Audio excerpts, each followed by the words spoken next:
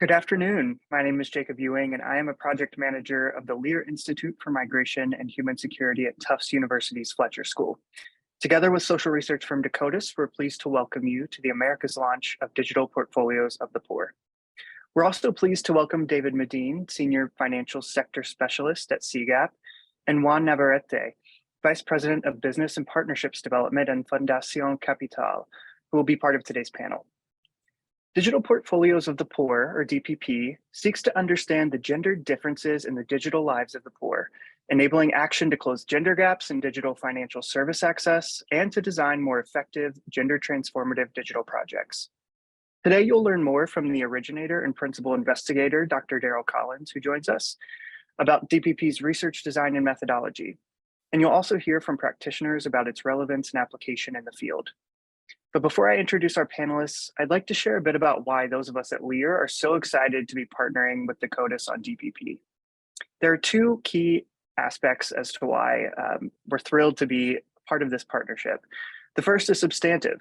Understanding when and where a gap in access to digital service exists, which is at the heart of DPP, positions those of us who work on migration to develop more nuanced insights into the timing of migration and how to enhance people's options not to migrate. DPP's approach, which is interdisciplinary, people-centered, and prevention-focused, is also an excellent example of the human security lens that we prioritize. The second is methodological.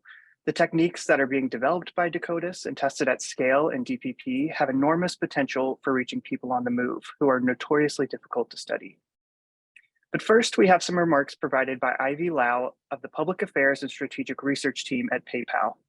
When Dr. Collins began considering how to ask low-income people about their digital portfolios and philosophies about digital risk, PayPal funded two rounds of method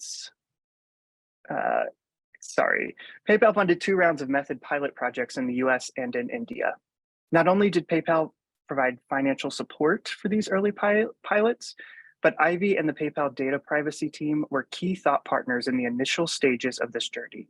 Ivy was unexpectedly pulled into a pressing meeting today, but she took a moment to create a video of her remarks, which we'll play now.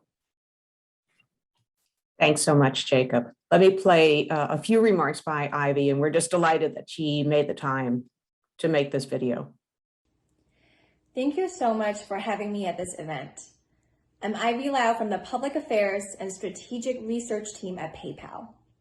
Congratulations to Daryl and the Decodis team for the launch of this exciting and important research. We at PayPal were honored to be part of the pilot project to this work, which started back in 2019. There were many reasons why we were very excited when we first heard about this idea several years ago.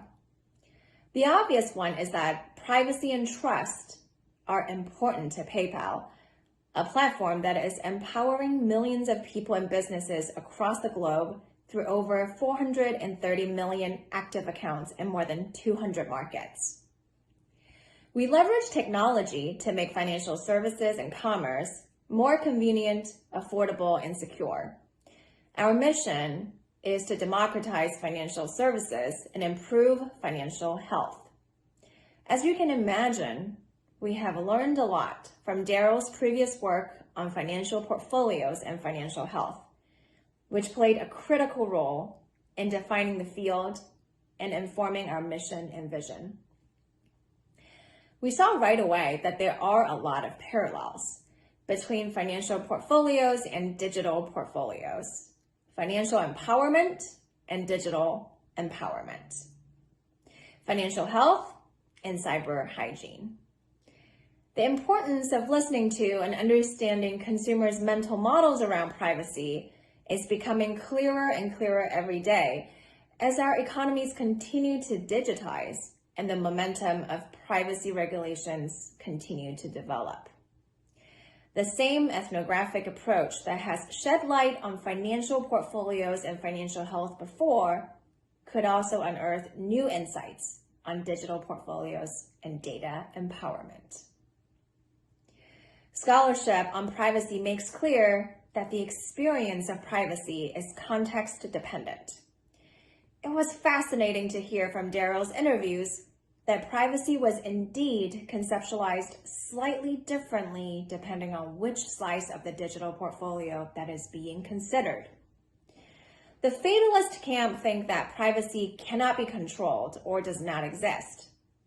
And the logic behind the trade-off mental model is privacy is something to be traded for desired goods, services, or conveniences. In other words, they get my data and I get free services.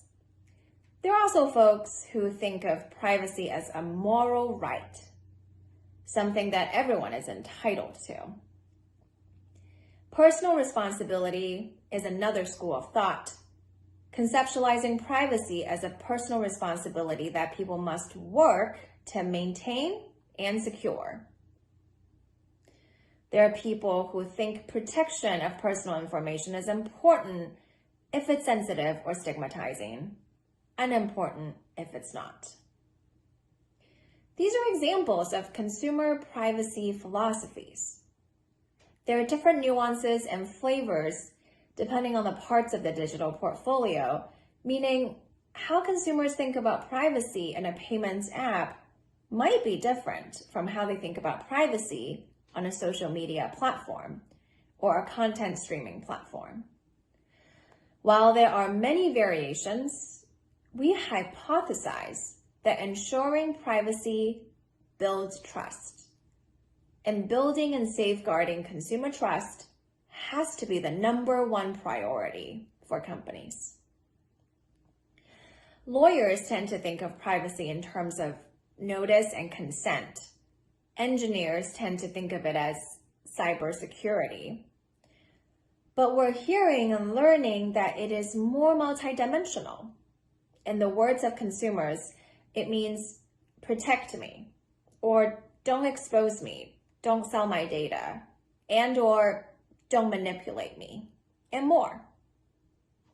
We look forward to learning from this growing body of knowledge, as it will inform how companies responsibly innovate with their consumers at the center of everything they do. Thank you. Wonderful. And now I'm pleased to formally introduce Dr. Daryl Collins, the CEO and founder of social research firm Decodis, which uses tech-led techniques to elevate the voices of vulnerable populations. She also serves as a senior fellow here at the Leir Institute at Fletcher. And in the past 2 decades, she has built a broad portfolio of work at the intersection of finance and human vulnerability, working with foundations, bilateral donors, governments, NGOs, and private service providers. She's the author of the acclaimed Portfolios of the Poor and served as the managing director and CEO of BFA, a niche consulting practice with offices in Boston, New York, Nairobi, New Delhi, and Medine. Happy to turn it over to you, Dr. Collins, and look forward to your presentation. Thanks, Jacob. I so appreciate it. And thank you so much for everyone who is here. And thank you especially to Juan and David, who I'm just as eager to hear their reactions and perspectives on some of this very, very early work, as all of you. So just to be clear, we're just at the beginning of this journey.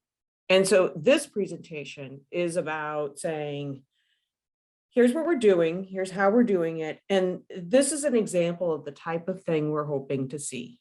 So we're starting this work really intentionally socializing, consulting, collaborating, talking with all sorts of people who are in part of this somewhat fragmented field and looking at these issues from different angles. And so basing ourselves at the Leir Institute in particular, we're able to take advantage of people who are working on cybersecurity and policy, for example, as well as a number of other practitioners around the world. So let me tell you a little bit about where this motivation comes from for doing this project. And I also neglected to mention, this project is sponsored by the Bill and Melinda Gates Foundation, and it's sponsored by the financial sector, Financial Services for the Poor program. And what we're doing is we're nesting digital financial services within a broader portfolio to understand what might be a little bit different. So let me talk a little bit about the latest data, because we've had a bunch of data come out in the middle of this year The first one is the Findex, which is a global survey produced by the World Bank on financial inclusion indicators. Very, very well known, very well followed. And we had some good news, which is that having a formal financial account is quite high, and the gender gap in having an account contracted, right? So that's great news. And then we found that usage of digital financial services. Now, during COVID, uses of digital financial services increased overall, but men increased more than women. So we actually saw a widening of the gender gap, which isn't so good. Okay, next piece of information came from the GSMA, very well watched, well anticipated, again coming out in June, where they said usage of mobile internet has widened the gender gap has widened to 16 basis points. And it reversed a trend that has been going upward since 2017. So that gender gap has gotten wider. So wait a minute, what's happening with digital? What's happening with digital financial services? That's kind of bad. Maybe having an account is good, but what's going on with this contraction where women are falling behind men still? And also something that the GSMA pointed out in their research was that both men and women said, well, the barrier to further digital use is a lack of digital literacy. So wait a second. Okay, now what do we do? Now what do we do? So to be clear, these two surveys are outrageously important because it gives us, a tracking tool, and it helps us to define hotspots. It helps us to define the problem. But I think at this point, certainly within financial inclusion, but also in digital expansion and digital divides and digital gender gaps, we're suggesting that we need to go a little bit further, that these data are not enough. They're very much the foundation, but we need to go a little bit further to know, what do we do about this? How do we get a really good diagnosis so that we can craft specific solutions? And it's this question that we've come to on this project. That's what we're trying to ask ourselves. So let me give you an example of how we might think about this. We've collected our data in one of our countries, which is India. We're nearly finished collecting data in Kenya, and then we'll move on to Pakistan and then Nigeria. So in our data in India, we've pulled out two examples, a woman and a man, who are roughly equivalent. So they're roughly the same age, and they're in pretty rural area, not very close to Delhi, not very close to the nearest city. They have a shared smartphone. They earn roughly the same amount. Neither one of them have a bank account. The thing that's really different is their position in their household and therefore their agency in using different digital services and being able to sort of operate both in their physical world and, as we'll see, in their digital world with confidence. So let me show you what we mean by digital portfolios. So when we think about digital portfolios, what we're doing that's quite different from in the financial diaries is that we're not really tracking over time. I mean, finance in particular is the relationship between money and time. So you really need to put those two things together. People's patterns of uses over a time period like 6 months and a year will not change terribly much.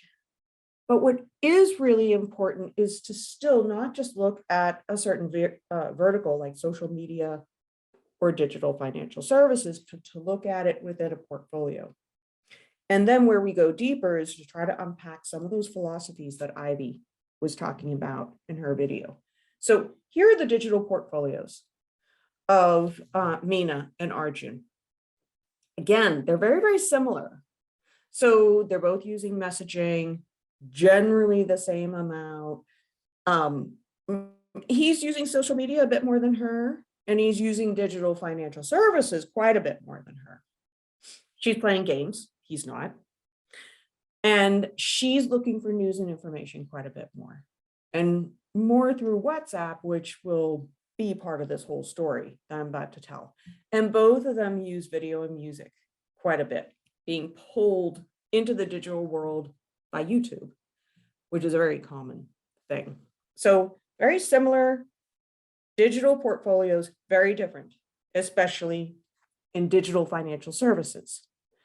So one of the things that sort of agrees with both Findex and with the GSMA is that there isn't as much usage, and the use cases are very different between Mina and Arjun. So she uses phone pay for digital financial services, but there's one use case. Her husband is a migrant. She receives money back from him. She's got one thing that she does, and if she's asked to do anything different, she gets very nervous. Arjun, on the other hand, uses GPay, and he uses it for everything. Mobile top up, making payments, receiving payments. I mean, he's super comfortable and fluid. So one thing that we see right away from this data is, wait a minute, he's using different use cases. She's using one. We don't know yet if this is going to be the case across all the 1,000 respondents that we have in India, let alone the 1,000 respondents that we'll have in Kenya, Nigeria, and Pakistan. We don't know that yet. We're just sort of digging into this data and saying, how do we think about it? What's the type of thing that we're going to be looking for as we go through this study?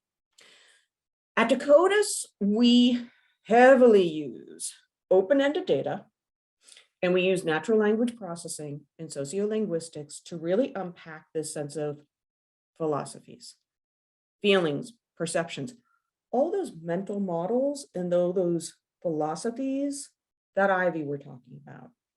So here's Mina talking about her fear of DFS. So what was happening here is that her husband sent her really kind of a lot of money. And then he said, well, can you please transfer it into my bank account? This was a new use case. And here she is, like, essentially freaking out. Now, how do we know she was freaking out? Well, first of all, we pull out the key phrases. This is the natural language processing at work.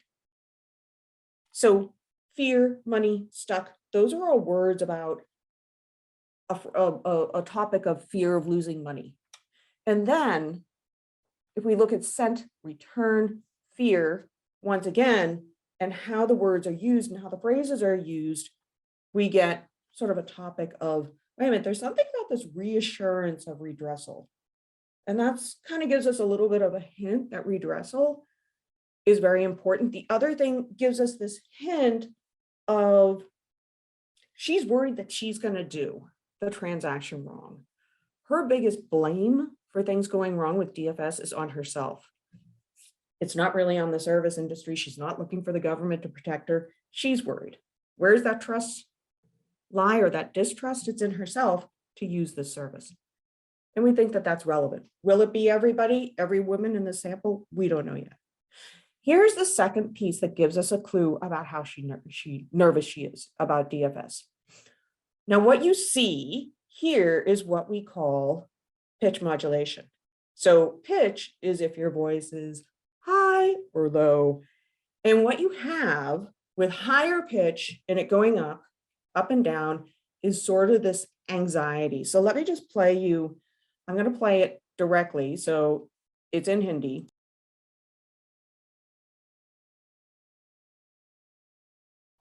So if you notice any Hindi speakers, there's a lot of up and down and up and down. There's this heightened pitched, which talks about anxiety. The words spell anxiety, and the way she talks spells anxiety. That tells us not just she's anxious, she has a fear of DFS, but what is the nature? of that fear.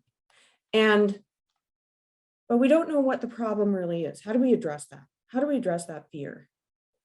What do we give her to make her less feel fearful? Is it the money? Is it moving money around? Is it financial literacy? Is it digital literacy? Is it this redressal thing? Or is it something else? What's the solution?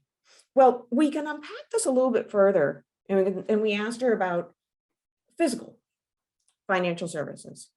And we asked her about a very comforting, I find, very comforting financial situation, which is a savings group, an SHG in India, where we said, oh, are you worried at all? Are you worried about anybody seeing what you're doing in the savings groups? Are you worried about being stolen from? What are you worried about? And she said, well, I'm not worried about anything. There's no fear. But check this out. What's interesting here in this pitch is that she goes sort of very calm. That median is that straight line. And towards the end, especially, she's sort of being very sort of a matter of fact, sort of very confident. Here's what she sounds like.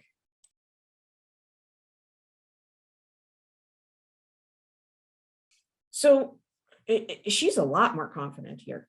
And one of the things that tips me off is the fact, I mean, what she's doing is she's explaining a process. She's not only saying there's no fear, but she's also talking about percents. And in my experience, the way more vulnerable people express percents is 100, 10 on 100. They usually don't use percents. This suggests a slightly more sophisticated, well, this woman's comfortable with money. So I don't think it's this discomfort with money or this discomfort with financials. I don't think that this is about financial literacy.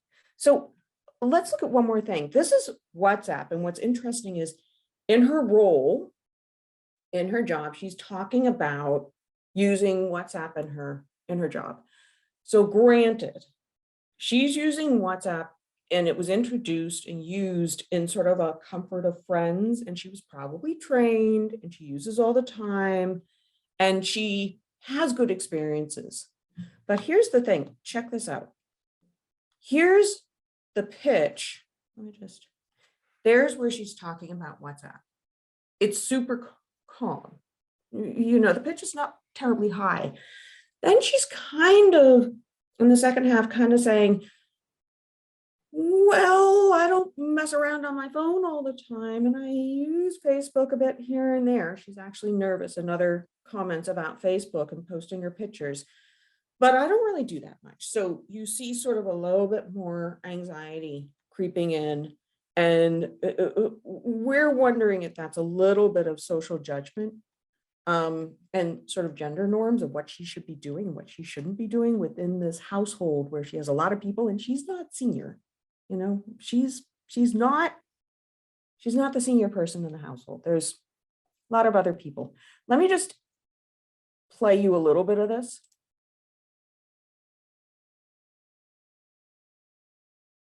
So she's getting a little bit more pitchy towards the end. So the point here is that this looks about as confident and sort of casual as the SHG. So we don't think that it's digital literacy per se. It's something beyond that. It's something else, especially when WhatsApp has been introduced within the comfort and community that she feels really comfortable with. So let's just compare all those speech signals. And the other thing is notice that she speaks for about 30 seconds and a bit more, even on WhatsApp. That's sort of a long time. She's pretty chatty about this. Now, compare her to Arjun. Arjun talks about, in response to, what makes you nervous about digital financial services? He says this, he's like, oh, it's fine. yeah, you do this, it's fine. What's going to happen? And that pitch signal is a little like nonchalant. Like it doesn't even occur to him, like, what's your problem? What do you think is going to be wrong? Like we do this and we do that and it's fine. It's fine. So that's a really good comparison of what we're trying to unpack through this project. Now, what we don't know right now is this going to be true across the entire sample and across other countries, and what else is out there?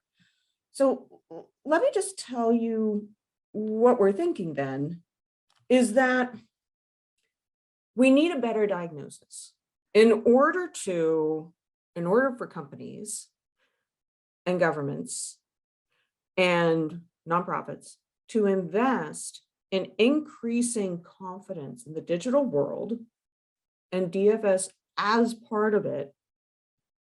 What is the diagnosis so that they know where to put their money, where they need to put their resources? So we know that Mina doesn't trust DFS, but we don't know what to do about it. Another diagnosis could be that she needs more digital literacy. Well, maybe, but not overall, not totally, not like in general.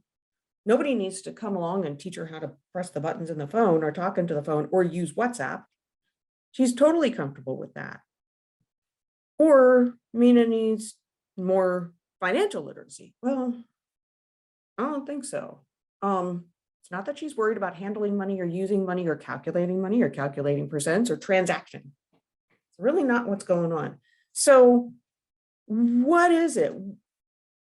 Measurement of access and usage is critical. Understanding where we're at and where some of the pain points are, where are some of the most critical patterns that we're concerned about.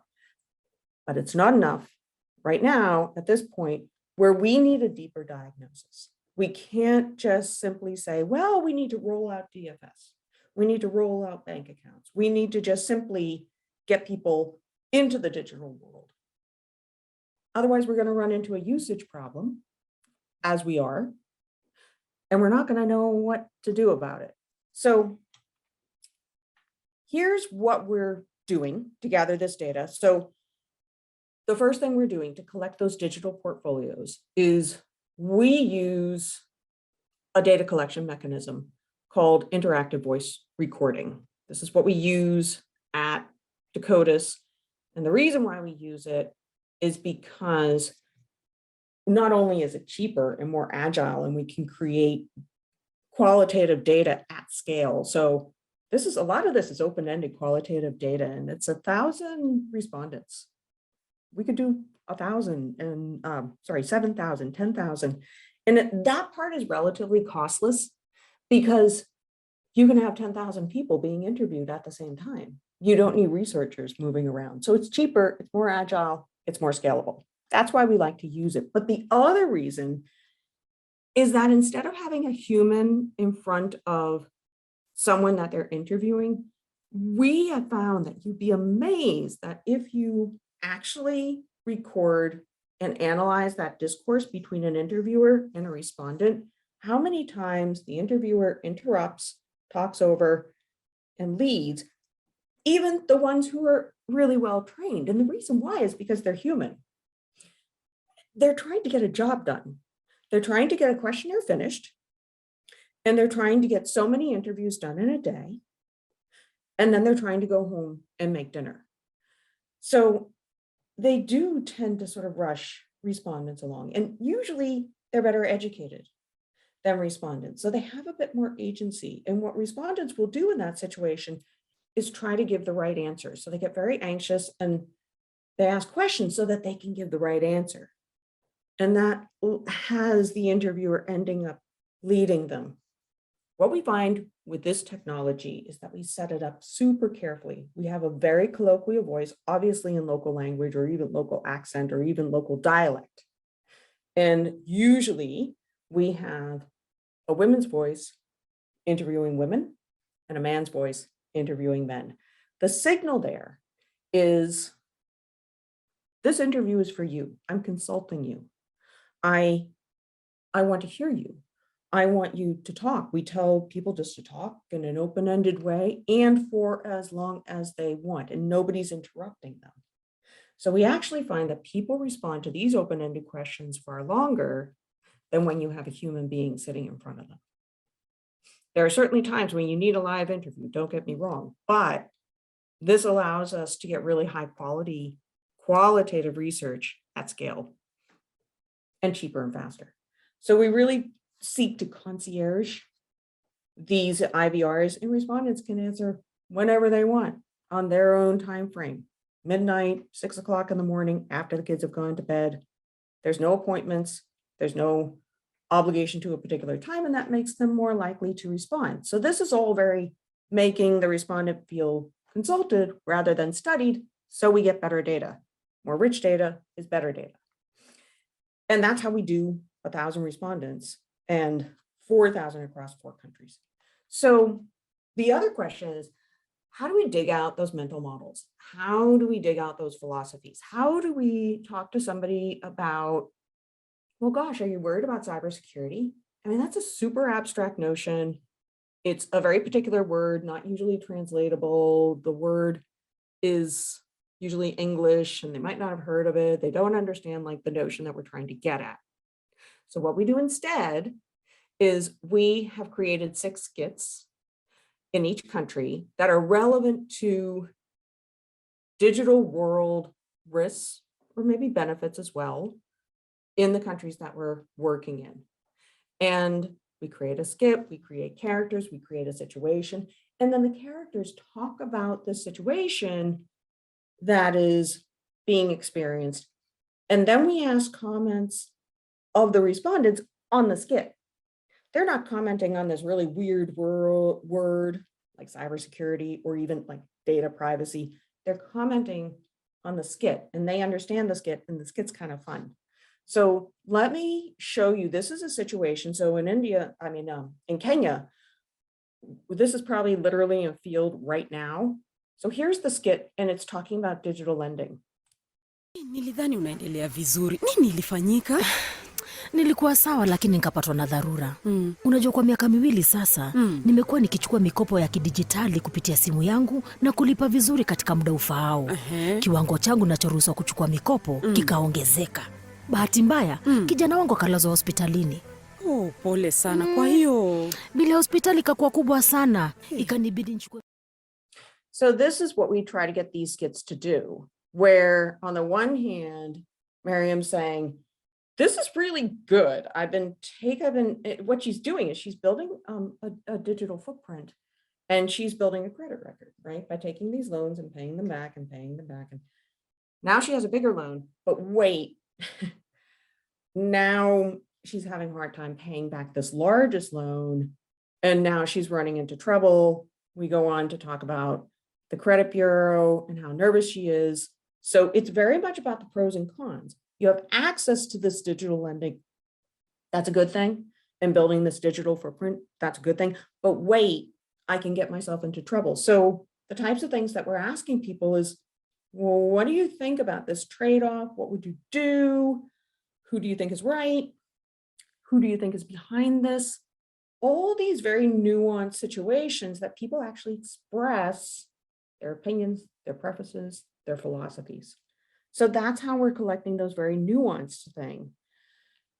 And we're working, by the way, with all sorts of wonderful partners in the field, different NGOs to capture different types of populations.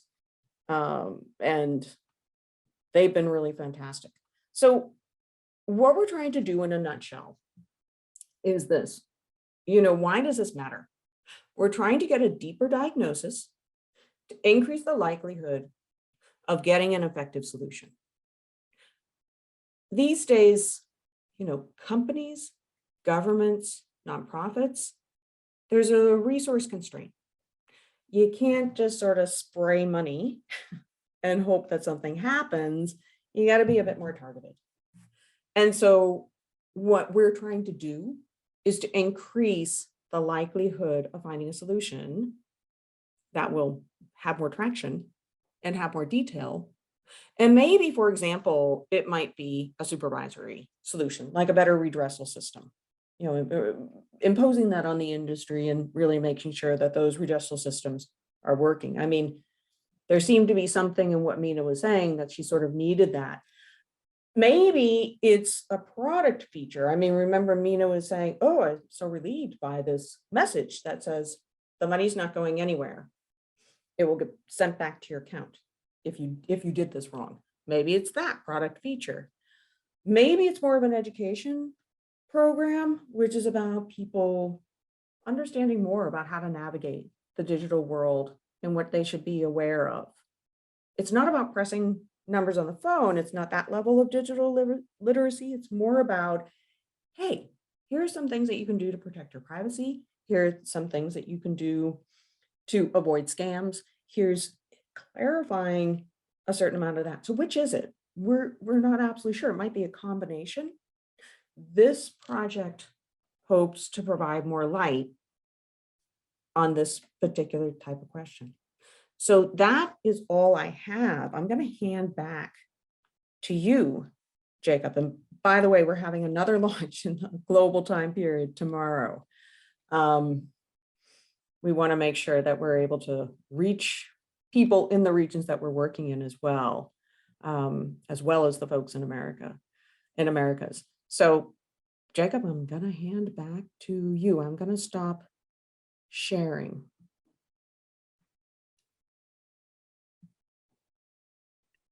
I'm sorry, can you hear me? Yep, go right ahead. Wonderful. Thanks so much, Dr. Collins. As you may have seen in the chat, we are going to host a Q&A session after we hear from David and Juan. So if you have any questions, feel free to go ahead and throw them in the chat and we'll get to as many as we can. But we are going to turn now to David Medine, as I mentioned. He's a consultant to CGAP and was previously CGAP's staff lead on data protection and security. He works to develop novel, consumer-oriented approaches to data protection and to encourage the creation of cybersecurity resource centers for developing countries. He has more than 25 years of experience with privacy and consumer financial services. And prior to joining CGAP, he served as chairman of the U.S. Privacy and Civil Liberties Oversight Board, as an attorney fellow for the Security and Exchange Commission, and a special counsel at the Consumer Financial Protection Bureau. Would love to hear more from you, David. You spent your career balancing access to consumer financial services with data protection and privacy. From your perspective, what will the questions that DPP is answering mean for your work? How are you thinking about the gender differences in digital usage and philosophies when it comes to security? Thanks, Jacob and Daryl and Juan. So I guess a couple of things. I wanted to build on Ivy's comments earlier, as well as Daryl's comments. And I think it reflects on what I hope to see out of this project. One is, I'm gonna translate this into my own language, but Ivy raised the question, is privacy dead? Which is a little bit edgier than she said it, but I think the model of privacy is dead, which is notice and consent. We tell you what we're going to do with your data, and then you agree to it, because you really have no choice but whether to agree or not.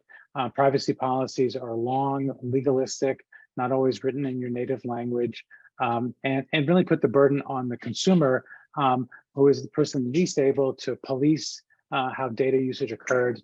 The real challenge should be going forward was put the burden on the provider, who's the entity in the best situation to understand where data is flowing, how it's protected, how it's used, who has access to it, and so forth. And so I think we need to move away from this model. And I think it's from translating into the work that's been done so far by Daryl and her group, is I think consumers are overwhelmed. You get privacy notices all the time. You don't have time to read them. Someone estimated it could take months, a year just to read all the privacy notices. One journalist found that if you added up the length of all the privacy notices on the apps on someone's phone, it could equal more than War and Peace. And so it's simply not practical for consumers to exercise that concern. So I think seeing how that is validated in the work going forward, I think will be quite interesting. But also the couple points have been made about the relationship between privacy and financial services. And that is privacy builds trust, and trust is a prerequisite to financial services. And I wanted to mention some research that we did at CGAP to try to test that proposition. We actually offered consumers, in the case in Kenya, loans in two varieties. One loan where it protected people's privacy, and one loan where it didn't. The one that was privacy protected was more expensive as it was marketed to consumers, a higher interest rate.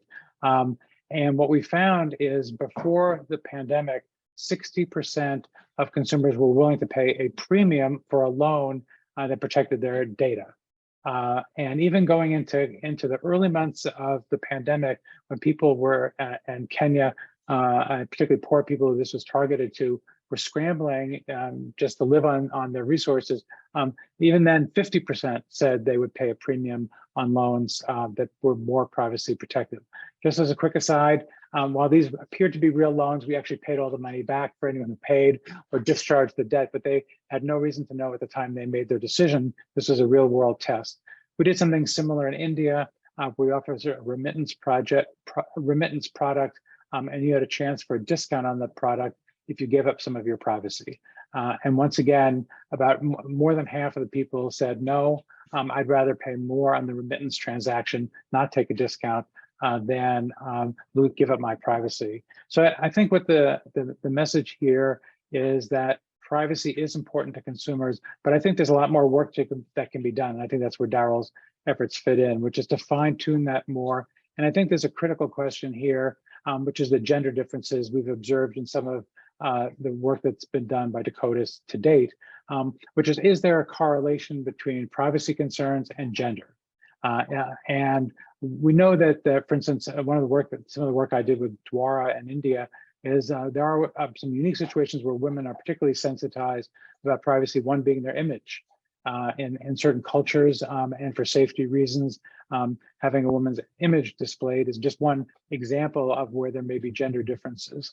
But I think it'd be interesting to find as the study goes forward to see if there are gender differences and try to drill down and see why do they exist and then what can be done to address them. Because if those differences are becoming an impedance to the use of financial services, then that means poor people are not getting the benefits of consumer financial services. And so it's a long response, but I'd like to see all this research go really towards validating and fine-tuning the work we've done on how important privacy is for the poor, and then secondly, why gender could play an important role.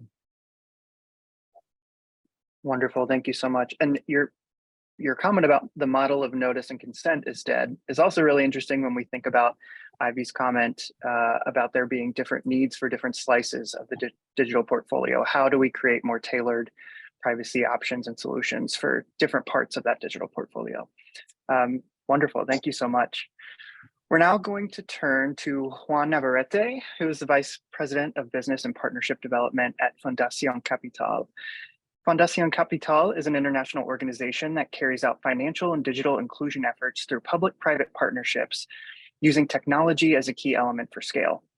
Juan has 17 years experience in financial inclusion and has carried out projects in Latin America, Southeast Asia, and Africa. He studied economics at the Autonomous Technological Institute of Mexico and has an MPhil in development studies from the University of Oxford. Juan, thank you so much for joining us. I'm going to ask the same question that I just posed to David. What do you think DPP will mean for your work? How are you and your organization thinking about the gender differences in digital usage and philosophies? I think it's something needed and fascinating, and there's so much still to discover. In the context of Fundacion Capital's work over the past almost 3 years now, we've been carrying out a regional project in Mexico, Colombia, and Peru, in which we are doing efforts to digitize MSMEs, among which, of course, there is a very high proportion of women-owned MSMEs. Just to put an example, in Mexico, 1 of every 3 businesses are MSMEs. And in the micro segment, of course, there's substantially more women, actually. So it is crucial. And I would like to tell you a little bit about the type of work that we have been doing over the past 2 years and 7 months, so that I can illustrate perhaps the relevance of this type of research and the relevance of the insights into our future work. We did a lot of piloting. We tried not to worry about what to do first when we started this project in 2020, when the pandemic actually just erupted. We decided, since we were building different private and public ecosystems in each of the countries, that the project would take form and the type of distribution strategies of digital products would depend on the type of partnerships that we would be able to formalize in each case. There's always a tech touch component in the work of Fundación Capital.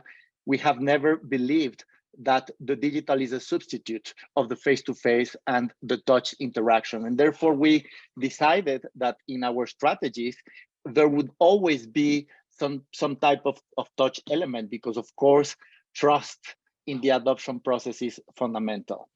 So the pilots were very different, as I said. In some cases, for example, we had field people from MFIs that were doing some cross-sale strategies between financial services and digital products. In some other cases, there was much more interaction in social networks, and we were doing webinars, for example, so it was more digital. But in any case, what I want to say is that the aim of this piloting was to decide by the beginning of the third year of our project what was that we really wanted to do and escalate in the crucial third year of the project. And we decided that the package of tools that we were going to create and that we were going to operate was a package of tools meant to create trust and to coach the business owners, male and female, along their digital journeys. We realized through the different pilots that issues such as trust and privacy have everything to do with emotions and not necessarily with technical capacities. Of course, technical capacities in the digital world are very important.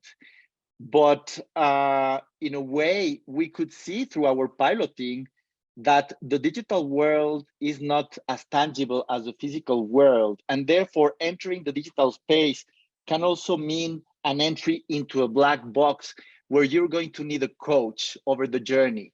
It's a journey where you have unexpected surprises.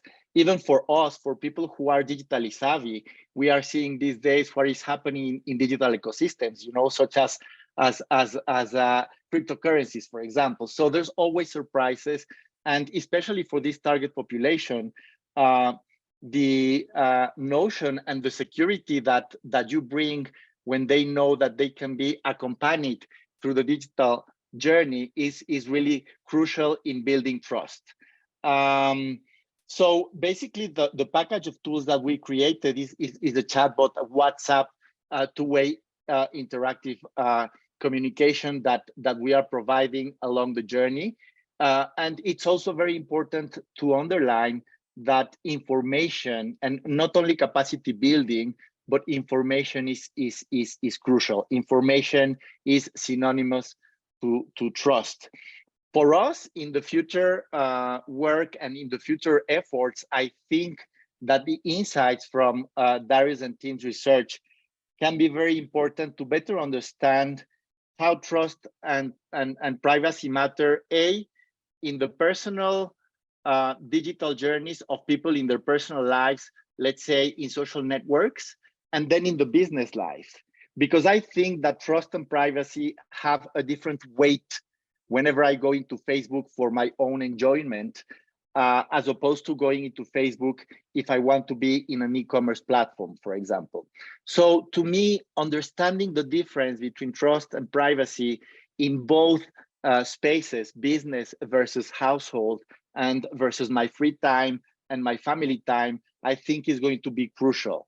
Of course, there's plenty of differences between male-owned businesses and women-owned businesses. I do not really want to say things that we all already know, but we have also observed within our regional project different propensities towards risk. And in our experience in Mexico, for example, we feel that women are less risk averse and more willing to go into the adventure of entering a digital journey and trying new things. So I think there's really a lot that we are going to expect from this research, and that is certainly going to be very, very useful for our future efforts in digitization. Wonderful. That's fascinating, and really excited to learn more about your work in Mexico, especially.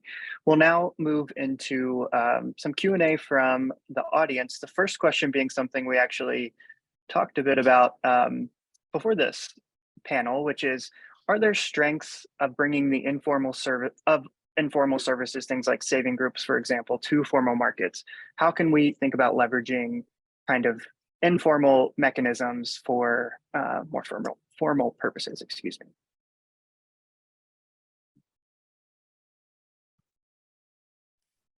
Well, gosh, I think that there could be some answers from all of us. Juan, do you want to jump in?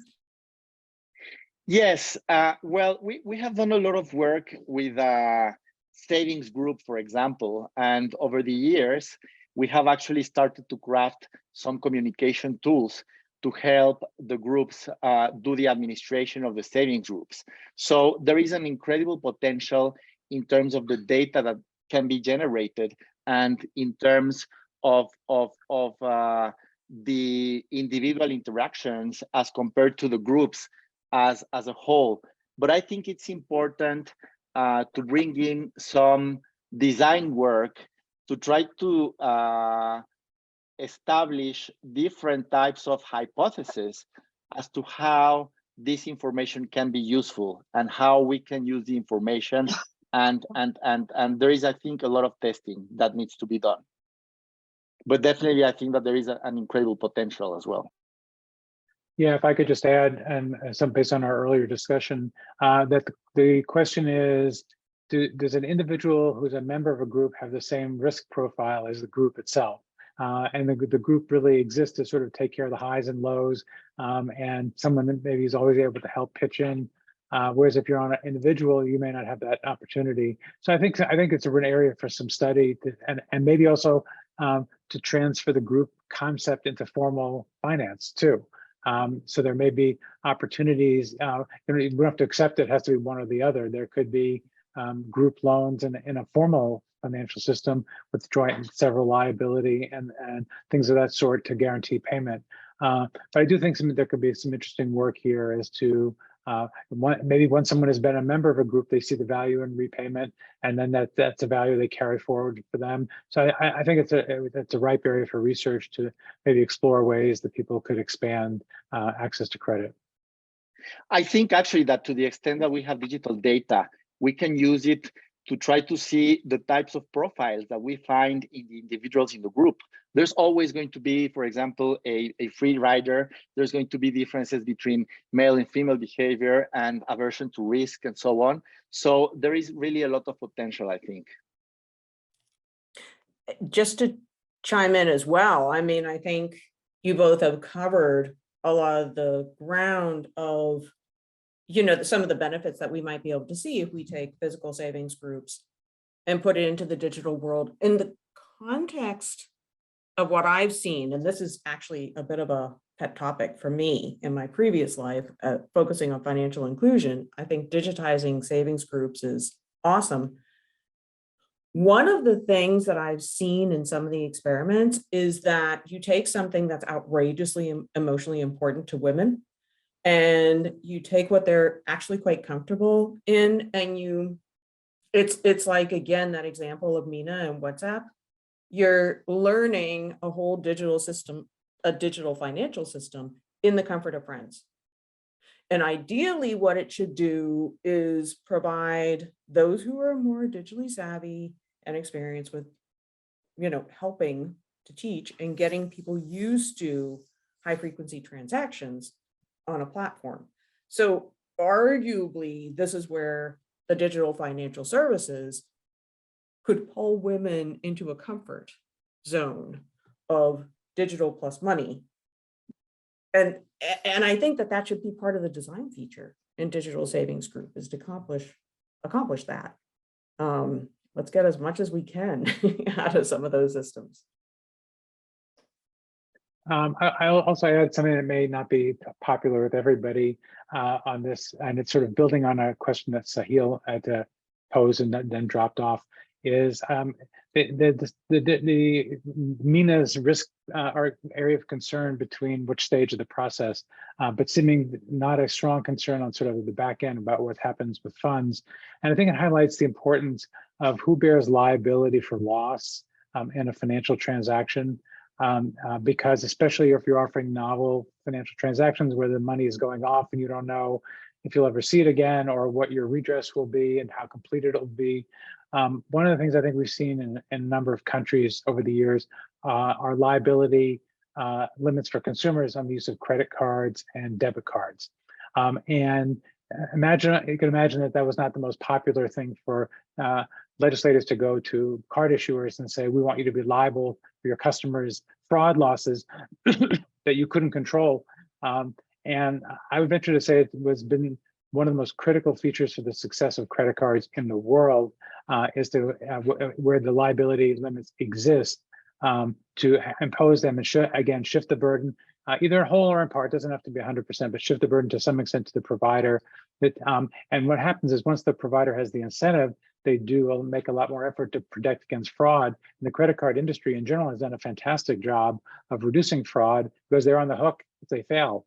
And so I think shifting that for mobile money and other types of things. Now, sometimes with mobile money, the money's gone instantly. It may have to be altered, but just to give one example, if you have a mobile money customer who transacts once a month, and all of a sudden there's 100 transactions a day or an hour on that account, you could use artificial intelligence to say, this is not fitting the pattern, and have the provider say, stop, let's call the person, get verification that these are intended, which they might be, but there's also a good chance that someone has hacked into the account and the consumer won't know that, but the provider will. And put them in the mix, and that may be something of shared responsibility. But starting to shift, I mean, and let's face it, the people who are the poor are the least able to absorb these losses. And at the same time, we want to involve them in the financial system. So having some allocation of liability beyond what we have oftentimes today in low-income countries, which is consumer has to bear 100% of the loss, may not be the ideal way to promote financial inclusion. Great. Move on to the next question, and that is and this is probably for you, Daryl, how does Decodis tailor its messaging to strike the right tone of question when you're working in so many different contexts, working across continents with a large number of people who might be from varied backgrounds, some might be rural, some might be urban. How do you tailor the messages, or do you tailor the messages in this in DPP? Yeah, it's we use voice actors. You'd be amazed, it's feeling like voice actors are the new field researchers. So you can usually find voice actors in different dialects and different languages, and you can find men and women. And they record the script of the survey, and that happens once, and then you use it 1,000 times. So it's very, very scalable and very inexpensive. That's the really inexpensive part. So we could tailor in many, many different ways across accents. So a good example, when we were doing some work with Fundacion Capital in Colombia, women in the South, if they got a Bogota accent, they'd be like, these city people, they needed their own accent in order to say, oh yes, and we might gather like 4 different voice actors reading the same script, and then we run it by our local partners, and we say, okay, who do you like the best? Because we can't hear the differences, and we really need them to say, oh yeah, no, I would listen to this person all day long, versus, oh my God, I just hang up the phone. You need that perspective, that very local perspective, which is why we always work with local partners. We can't lose those sensitivities because we fully rely on them. So it's relatively costless to do that tailoring, yet it makes a huge difference in the responses. We also did some work with Harambee in South Africa on youth and gig work, right? So in Gauteng, around Joburg, what the youth were doing is they were fully combining, not just words, but really combining 3 different South African languages. And we have field researchers who sort of decoded how to do this Gauteng language. And that was one of our languages out of 3. And these youth in Joburg, I mean, they just wouldn't shut up. They just talked on and went on about their businesses. And so I think it made a huge difference to hear an interview and say, oh my gosh, they're talking our slang. This is for me. They want to hear from me. They're going out of their way to speak my language. They're not sort of being all proper and governmental, where they're making it tailored. And that's where we bring that in, and we're really, really careful about doing things like that. By the way, just to add, one thing I think that's great about your interviewing technique is something I used to be a law professor and teach law students how to conduct interviews. And I would observe the interviews, and the interview would be basically the law student saying, I think I know what your problem is, and here's what we should do about it, as opposed to saying to the client, tell me what's going on. And I like that you have a machine that's not able to jump in and say, here's what I think it is, or project their views, but to really let the subject speak and say what's on their mind, what's concerning them. So I think it's a great technique. One question kind of following up on that is, have you run into, Daryl, any situations where respondents might not understand the question, or how does the IVR system handle a respondent who might not want to respond or who chooses not to respond to a question?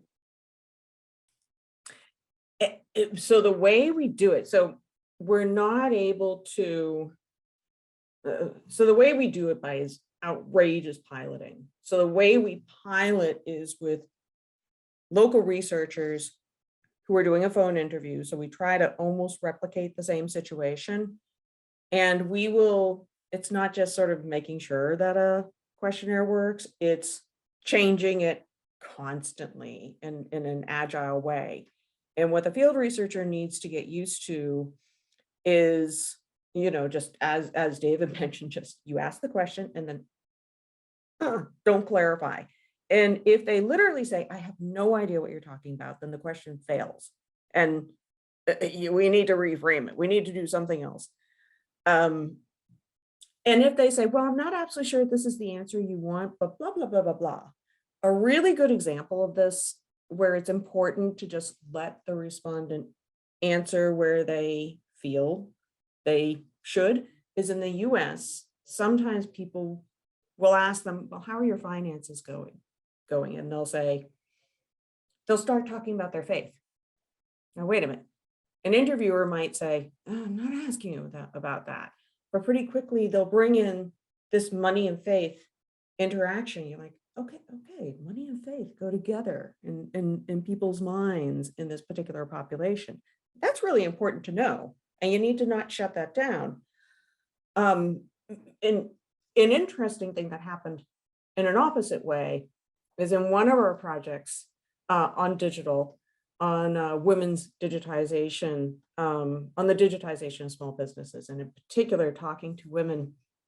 One of the things that we really wanted to do to estimate revenues was to ask business owners, like, essentially, tell me about the segments of your customers. And we worked and tried to get them to talk about the segments. And we thought, okay, we're not going to be able to do this. This is pie in the sky.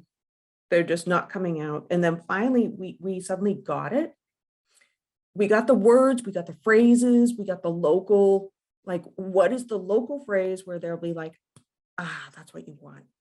You know, we got to get out of English really quickly and use the elegance of the local language. And then they just couldn't stop. Talk about know your customer. Well, we got these people and these people and these people, and they'd be like, oh yes, let me tell you all. And they'd speak in this very sort of loving way, which I just loved this. I thought, like, wow, these guys really understand their customer base. No wonder they reach out to them on social media. No wonder that's a key digital tool. No wonder they're, so that's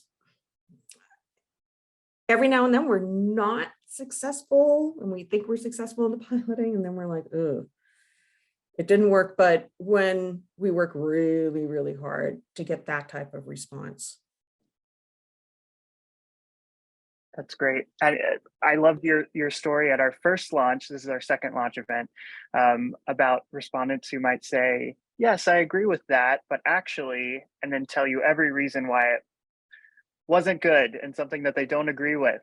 So it's really fascinating to see the nuance that comes through the IVR process and these new methods.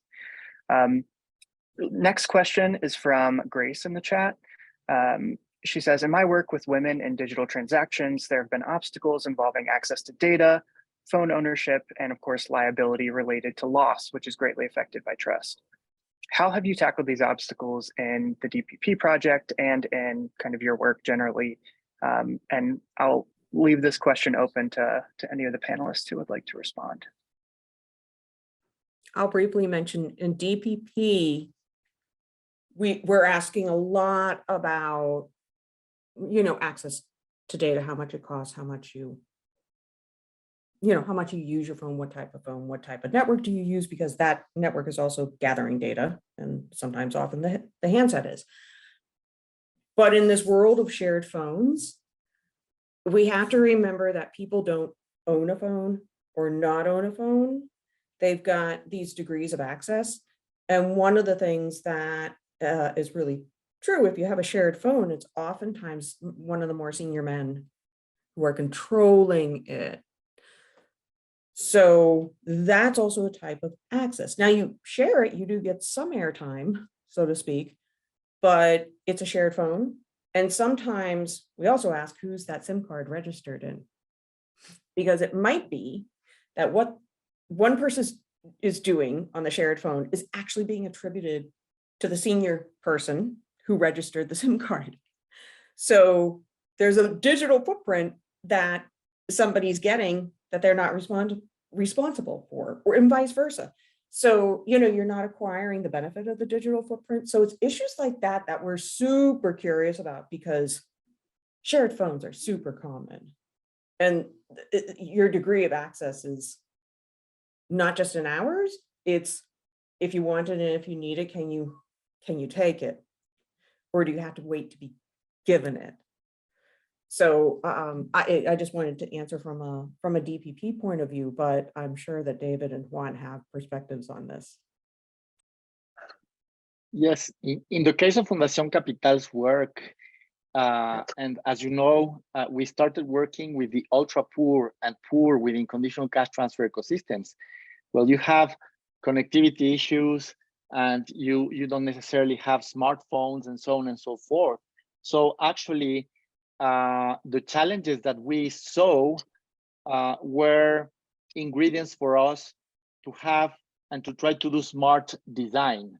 So for example, it's very different in terms of the mobile devices to have a tablet as compared to a smartphone or even a feature phone. In the case of the tablets, it can be regarded as a family device where all of the family members are going to interact, the children, the mother, the husband, and it's really not the type of mobile device that you see as something absolutely personal, such as the smartphone, for example.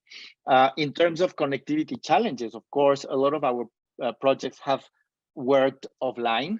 And once we are collecting tablets that were previously used and capturing data of the users, we take them to the city and then we can download the information once we have connectivity. So I think as far as Fundación Capital is concerned, the challenges that Grace is mentioning have led us to do very different types of designs for very different types of users and environments, because of course, you are not always going to find the most desired environments. I think one of the challenges here is how do you link information to an individual? And when you only have the phone number, there's a tendency to use the phone number, which means you capture friends and family in your credit history. In countries that have a biometric national ID, and I've done work with the ID for D folks at the World Bank, that's an advantage, is whether it's an Aadhaar and you have a fingerprint, or other countries you have other biometrics, but where you can separate out people based on not just phone usage and ownership, but through other factors, then obviously that can enhance the quality of the data that you're using. While I have the floor, I also wanted to mention one other thing that's only been briefly mentioned here so far, which is cybersecurity. And a big element of trust is the fact that your data is handled and not made available to foreign attackers who have hacked into your system, or also hackers who have taken down your system through a DDoS attack. And so you want to go make a withdrawal from your account and nothing is happening because the system is down for a day or two. And if you're running your business or your personal lives on those kinds of payments, it's a real problem. And so I think trying to figure out, first of all, I guess maybe see how much consumers are concerned about cyber. I would suspect it's growing because we see more and more breaches. But then the flip side is on the provider side is what steps can providers take to improve their defenses against cyber attacks. They may not be massive international banks, but there may be some simple things like updating your software, reporting breaches to the government and so forth, that can be very helpful in protecting the data, which I think really just goes back and builds into the element of trust to make people part of the system. Just to build on that last point, one of the things that I found in the early PayPal experiments, or the early experiments that PayPal had sponsored, which were in the US and in India, it was really interesting to see which populations, like not only were they worried about some of these things and what they were worried about, but sort of who was the bad guy. And in the US, there's definitely more of a blame put on the company. Like, this company is supposed to keep me safe. And you know what? If you don't keep me safe, I'm not going to be very happy with you. In India, what I saw in these very small samples was a little bit more of a propensity to say, hey, the government's got to keep me safe, which makes some sense. I'm wondering if in gender differences, what we've seen so far in India is a little bit more of a, this is my fault. I shouldn't have been so stupid to click that message, which is interesting. And I wonder if there's a growth of maturity, comfort, which is, no, like, this is actually not my fault.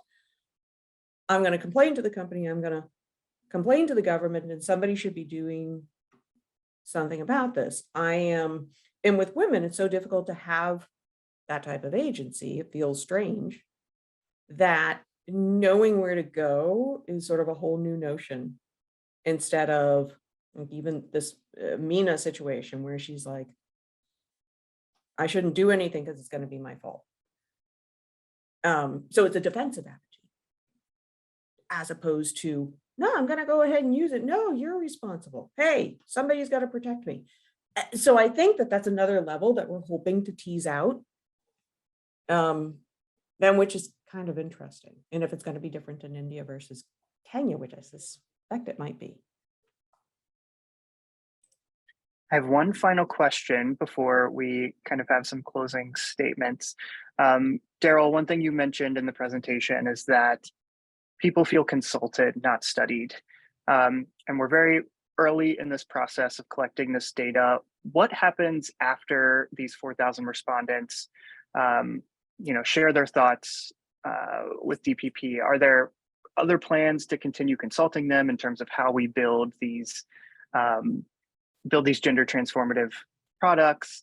How are you thinking about presenting this information to organizations to engage those people who have responded and to build these new products? So first and foremost, we pay them for their participation. This is a heck of a lot of work. It's a lot of work. It's like 8 different surveys. We try to keep them short. We try to concierge them, so whenever they want, but we pay them. Because it's again, sort of part of that respect. We're really intent on engaging with the partners. I don't know if we will keep the sample to continue to do any experimentation. We could, but these guys have already given a lot to us. But it's one of the reasons why we have chosen some of the partners that we have, is so that there's this very in-depth, ground-up learning, and why we're trying to do a lot of socialization. One thing we will do with this data is start to do some design work, some in-depth, consumer profiling work with the financial service providers in each country. And maybe with the government providers. I also like the idea of, the digital empowerment nonprofits and educators.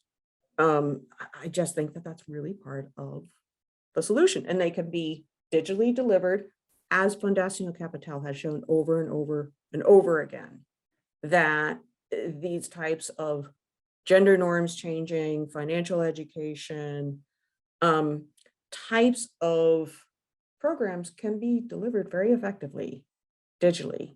And they are genius at doing that, frankly.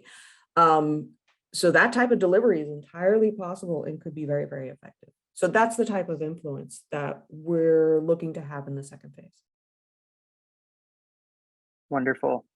I know we are coming up on time. I want to thank our panelists for joining us today and thank all those on the Zoom for learning more about DPP.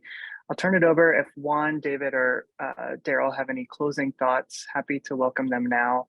But otherwise, we'll report back as we continue to do this work and as Decodis continues to collect this data. Well, thank you. I just want to congratulate the team for the fantastic work you are beginning to do. That is really going to bring in insights and ingredients that are going to be crucial for a very wide diversity of actors. I think NGOs who are doing digitization effort need to know behaviors and really need to go deeper into the behaviors towards the pathways to successful digitization.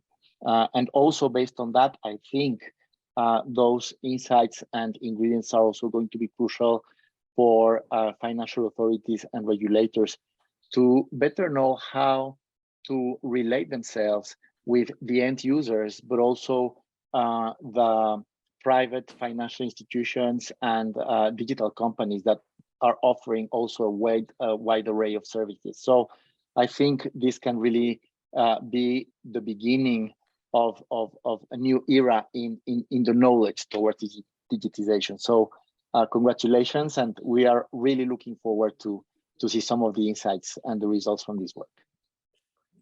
I would second all of Juan's comments and say that the financial portfolios was a very eye-opening exercise, and I hope and expect that the digital portfolios will be equally enlightening in helping to deliver financial services in the future. So thanks for inviting me to participate.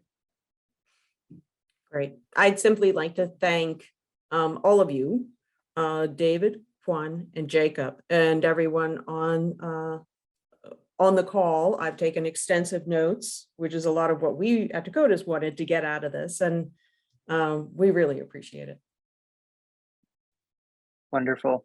Well, you can continue to stay up to date on DPP as we continue this work by following at Decodis and at Leir Institute on social media. But otherwise, we look forward to being back in touch next year to share more about what we find. Otherwise, I want to thank everyone for joining us and wish you a happy and joyful holiday season. Thank you very much. Thank you. Thanks. Bye-bye. Bye-bye.